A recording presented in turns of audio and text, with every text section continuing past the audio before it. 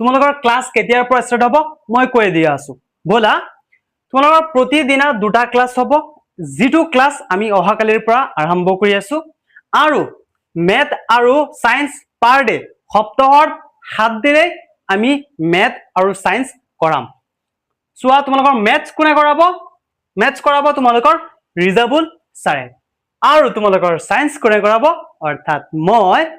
কোনে কৰাব আহমেদুল্লাহ ছাৰে কি কৰাব সায়েন্স কৰাব আৰু চোৱা প্ৰতি সপ্তাহত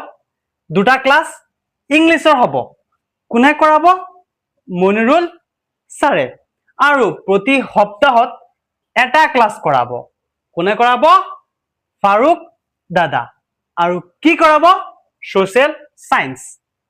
গতিকে সকলোকে মই আহ্বান জনাম আমাৰ এই AU এডুকেশ্যন চেনেলত আহা সাবস্ক্ৰাইব কৰা আৰু আমাক সাপোৰ্ট কৰা আমি আমাৰ নিজৰ ফালৰ পৰা 100% দিম আৰু আশা কৰো আমাৰ এই চেনেলৰ পৰা বহুত ভাল ৰিজাল্ট হ'ব আহি যোৱা আমি এনেকৈ ক্লাছ কৰাম যি তোমালোকক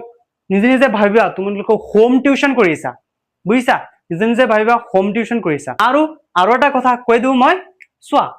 ক্লাছ ডিউৰেচন কিমান টাইম হ'ব 30 মিনিট হ'ব ক্লাছ ডিউৰেচন ম্যাক্সিমাম 30 মিনিট আমি ট্ৰাই কৰিম 30 মিনিটৰ কম প্ৰতি ক্লাছ 30 মিনিটত কম দিবলে এইখিনি কথা কৈ তোমালোকক